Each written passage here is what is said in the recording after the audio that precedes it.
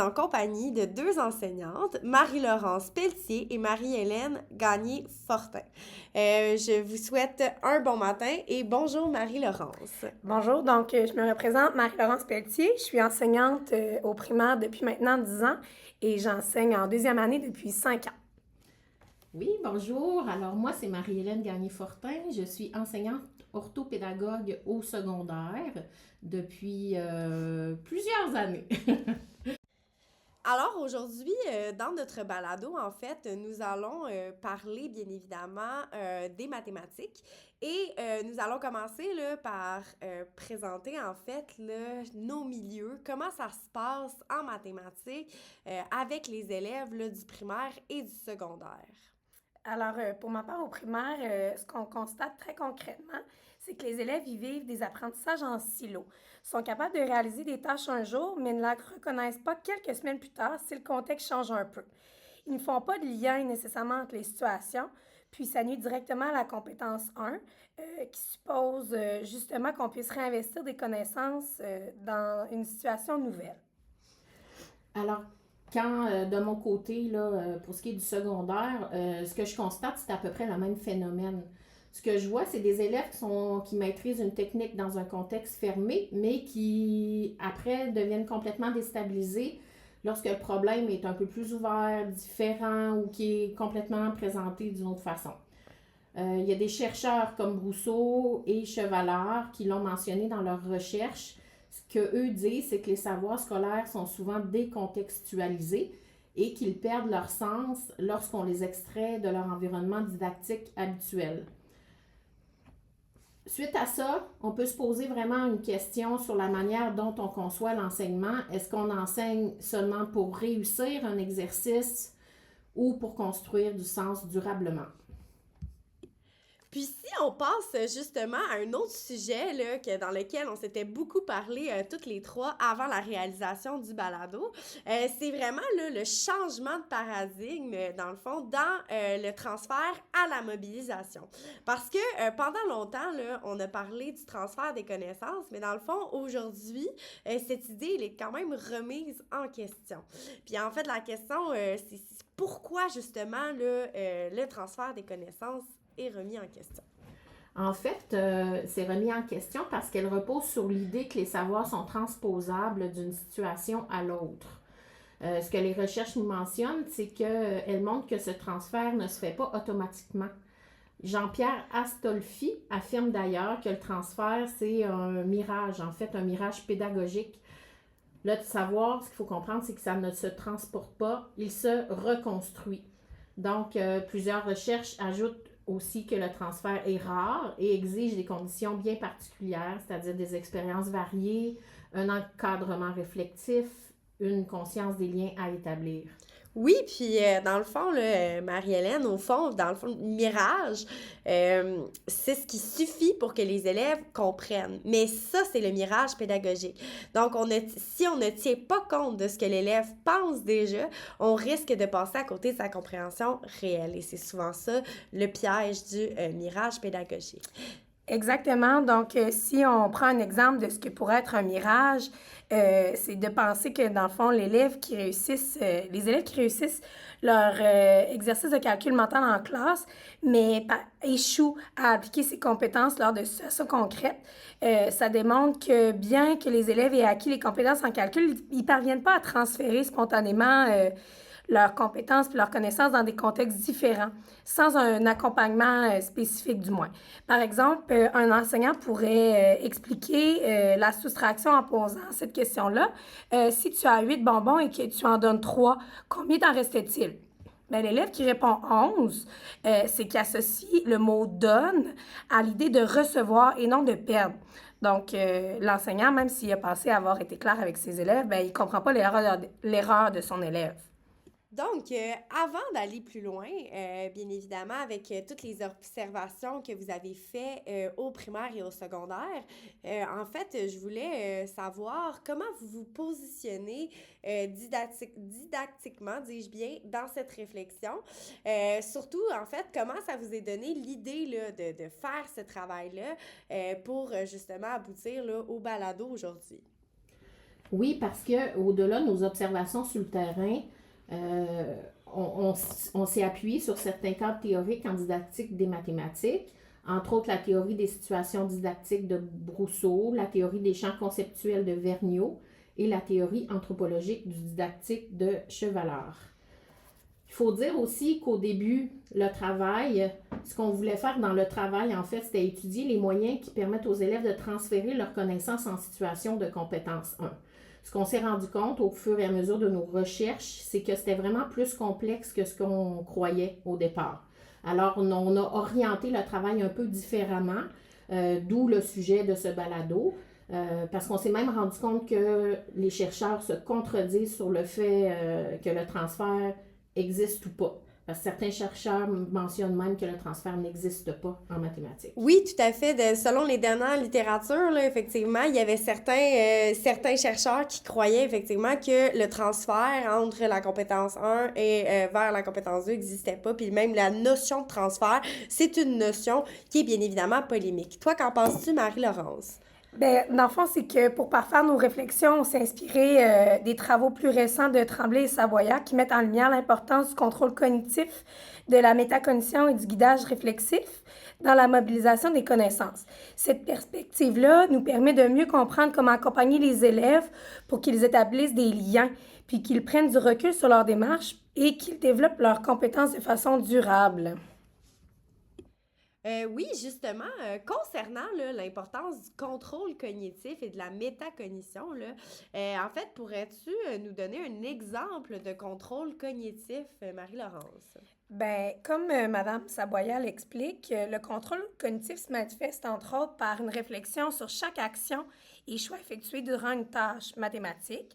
C'est aussi la capacité à prendre des décisions de manière réfléchie et rationnelle, puis aussi par une prise de distance par rapport à la résolution, permettant une évaluation critique de la démarche.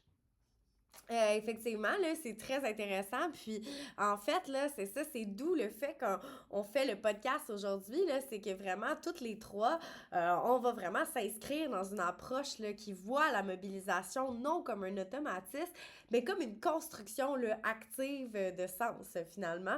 Puis, vraiment, là, beaucoup de chercheurs, comme on peut le voir, appuient nos propos et notre positionnement, le didactique dans ce podcast. Par contre, une solution pour tout ça, ce serait que, comme on a lu dans un article de Clivaz, c'est qu'en tant qu'enseignante, notre rôle n'est pas de désigner la meilleure solution à un problème mathématique, c'est plutôt de guider la discussion entre les élèves, de mettre les liens entre leurs différentes idées, puis de les amener collectivement vers une compréhension plus approfondie des concepts mathématiques. C'est très intéressant, puis dans le fond, c'est vraiment ce qui va nous permettre là, de comprendre le changement de paradigme. Là.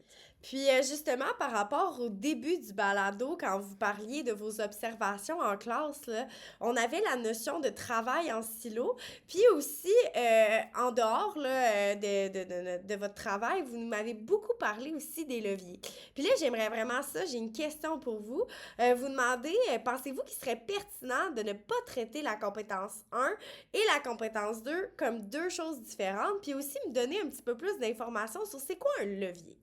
Donc, c'est là que le mot levier, pour nous, prend tout son sens dans notre réflexion, parce qu'un levier, c'est un moyen didactique, pédagogique ou organisationnel qui facilite la mobilisation des connaissances.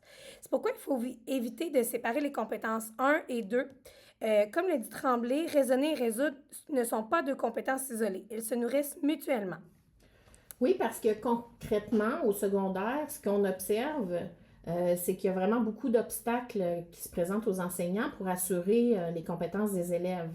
On a juste à parler du manque de temps, de l'enseignement en silo, du manque d'occasion pour créer des tâches complexes. Aussi, s'ajoute à ça la complexité de la tâche de l'enseignant.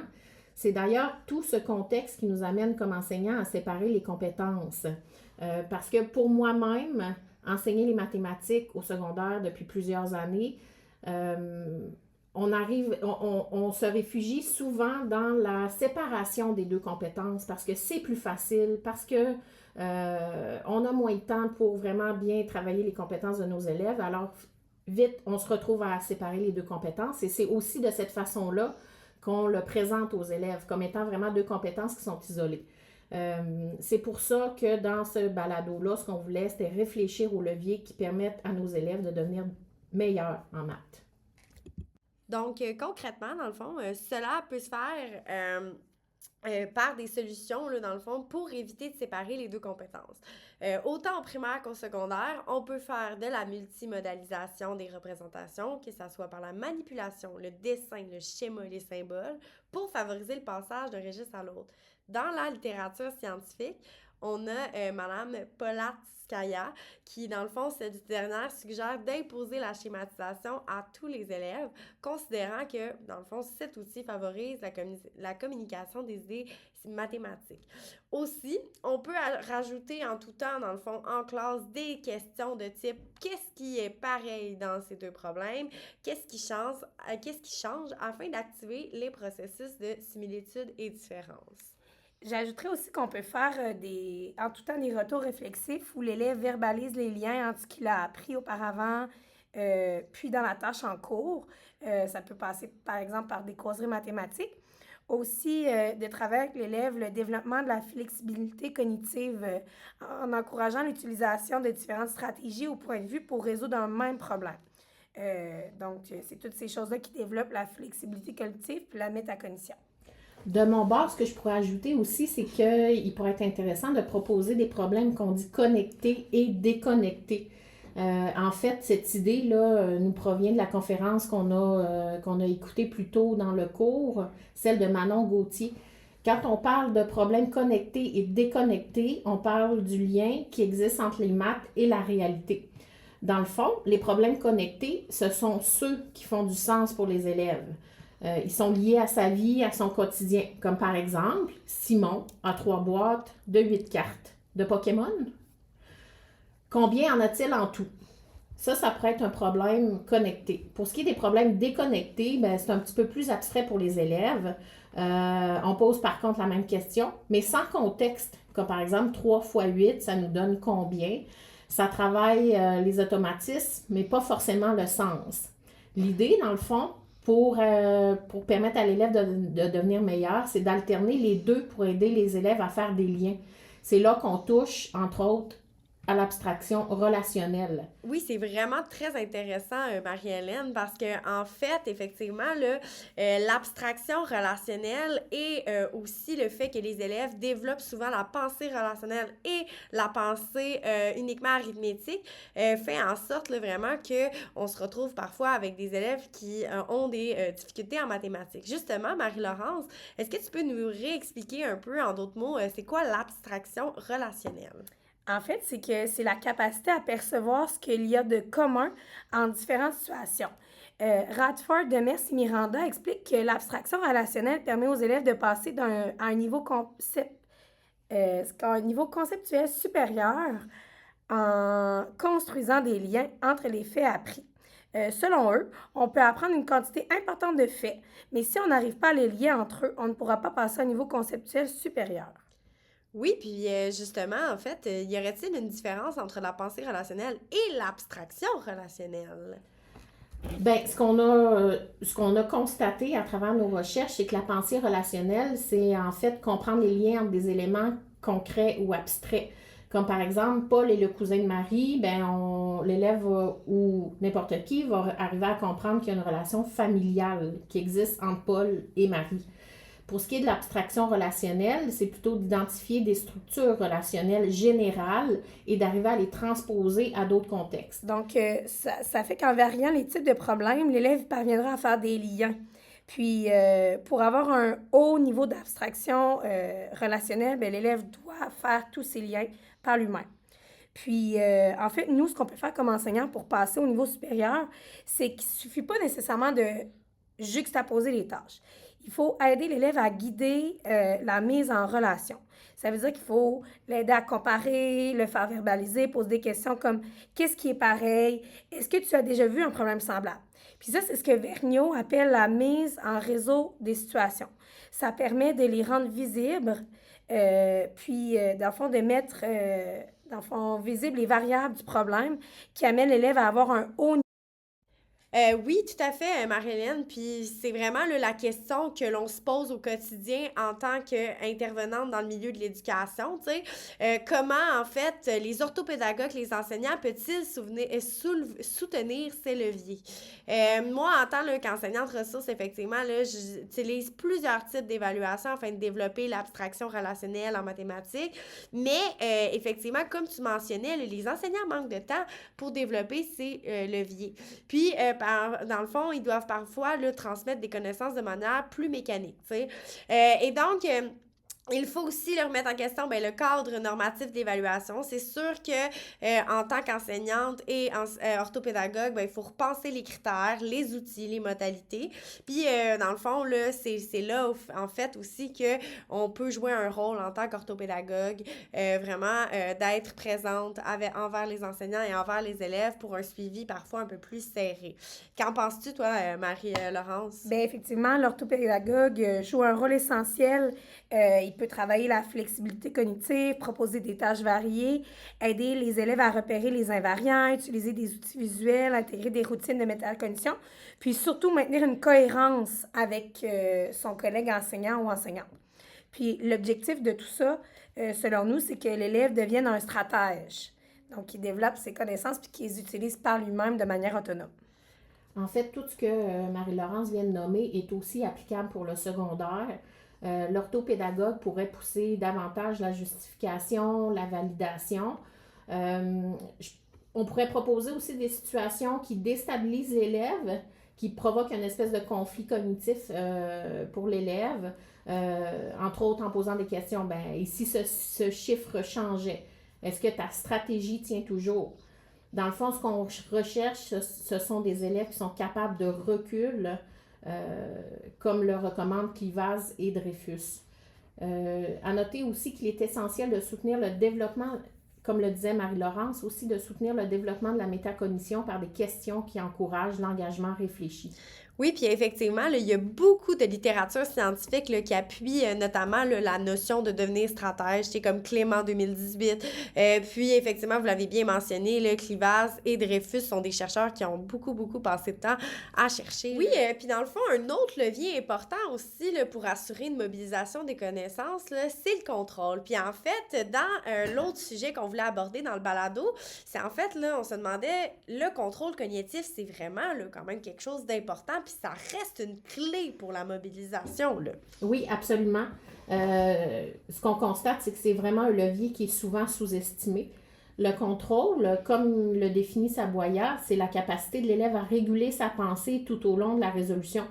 Il y a plusieurs étapes, il y a plusieurs aspects dans ce contrôle-là, c'est-à-dire anticiper, vérifier, justifier, valider. Saboya et Tremblay, d'ailleurs, ajoutent que ces gestes doivent être enseignés de façon explicite et intégrés aux pratiques de classe. Comme le dit Tremblay, un élève qui réussit, c'est un élève qui exerce le contrôle. Absolument. Puis on peut, par exemple, modéliser notre propre raisonnement à voix haute. On peut utiliser des grilles de réflexion ou encourager l'auto-questionnement. Par exemple, est-ce que ma réponse a du sens? Est-ce que je pourrais utiliser une autre stratégie? Puis, dans le fond, ça rejoint des travaux de plein d'auteurs sur la métacognition en mathématiques. Puis oui, tu sais, je comprends dans le fond que les leviers associés au développement du contrôle comme l'anticipation, la vérification, la justification, l'engagement réfléchi, dans le fond, peuvent faire l'objet d'un enseignement là, explicite. Puis dans le fond, effectivement, cela suppose là, que l'enseignant modélise les démarches attendues, nomme les stratégies utilisées et guide les élèves vers leur utilisation autonome. C'est tout à fait intéressant ce que vous dites, les filles. Puis dans le fond, vraiment, là, le développement du contrôle là, présente un levier essentiel pour favoriser la mobilisation des connaissances dans des situations variées. Oui, effectivement. Puis, en fait, ce que j'aimerais ajouter, c'est ce que je vois au secondaire, là, puis mais j'en suis la première aussi à le faire. C'est que souvent, comme enseignant, dès que les élèves arrivent au secondaire, on va penser que tout ça, c'est acquis, tout ça, c'est bien compris, qu'on n'a plus besoin de développer cette pensée-là ou ce contrôle-là des élèves. C'est peut-être aussi le manque de temps qui fait qu'on pense ça, mais ça, c'est quelque chose qu'on doit travailler comme enseignant au secondaire. Effectivement, là, à travers ce projet, dans le fond, on a vraiment beaucoup appris sur le rôle essentiel de l'orthopédagogue et sur la portée de la pratique différenciée, non seulement en ce qui concerne les pistes d'accompagnement pour les élèves, mais aussi dans l'appui qu'elle offre aux enseignants, aux orthopédagogues eux-mêmes. Et vraiment, là, même dans la manière dont l'enseignement est repensé, organisé, on peut vraiment se dire que l'enseignement, là, il y a mille et une façons d'enseigner, il y a beaucoup de possibilités. Oui, vraiment. Puis ce projet, en fait, il m'a fait réfléchir sur des pratiques que j'ai moi-même longtemps mises de l'avant. Faut dire que pendant des années, comme orthopédagogue école, je mettais presque automatiquement le morcellement de la tâche comme moyen dans des plans d'intervention pour les élèves qui avaient un trouble d'apprentissage ou dont le besoin se faisait sentir. De mettre le morcellement de la tâche dans le plan d'intervention, c'est à quelque part rassurant pour tout le monde, c'est-à-dire les parents, les enseignants, l'élève, parce que ça amène des réussites visibles, des réussites qui sont rapides. Mais aujourd'hui, je suis plus ou moins en accord, ou du moins je suis moins fervente de cette approche-là, parce que en réalité, effectivement, on obtient une réussite qui est une réussite très locale, très liée au contexte spécifique dans lequel l'élève réussit à produire quelque chose.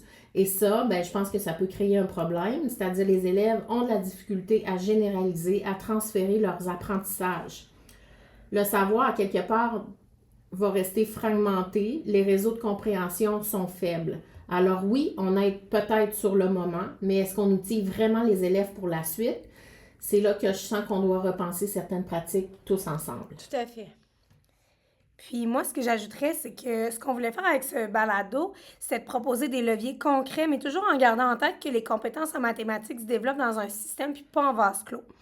Puis pour moi, je crois qu'en classe, il faut laisser beaucoup de place aux élèves pour essayer se tromper, puis expliquer leur raisonnement. Puis il faut vraiment les impliquer.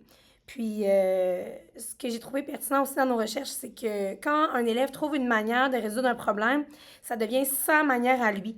Puis après ça, il faut en parler tous ensemble. Il faut valoriser leur raisonnement, même s'ils sont imparfaits, parce que c'est comme ça qu'on construit du sens. Puis oui, effectivement, là, en fait, Marie-Hélène et Marie-Laurence, ça résonne en moi ce que vous venez. Mobiliser les connaissances, ce n'est pas une affaire de magie. C'est vraiment une construction lente, appuyée sur des leviers concrets, l'abstraction relationnelle, le contrôle, la variété de tâches, la posture de guidage et la mise en réseau des compétences. Et le travail conjoint, surtout avec l'orthopédagogue. Là. Je me rends compte que vraiment, quand on a commencé le balado, c'est un projet là, vraiment colossal de s'intéresser à la compétence là, par les leviers concrets. Puis vraiment, là, cette dernière peut agir comme une médiatrice de sens en invitant les élèves à justifier leur choix, à s'interroger sur la validité de leur démarche et à mettre en doute leur propre raisonnement. C'est vraiment un levier puissant pour favoriser un engagement actif dans la résolution de problèmes et développer une véritable compétence. Je m'en rends bien compte. Puis écoutez, je voulais vous dire merci beaucoup d'avoir été avec moi aujourd'hui pour le podcast. Ça me fait énormément plaisir de vous avoir reçu. Alors, on se retrouve la semaine prochaine avec d'autres invités et parler toujours plus de mathématiques.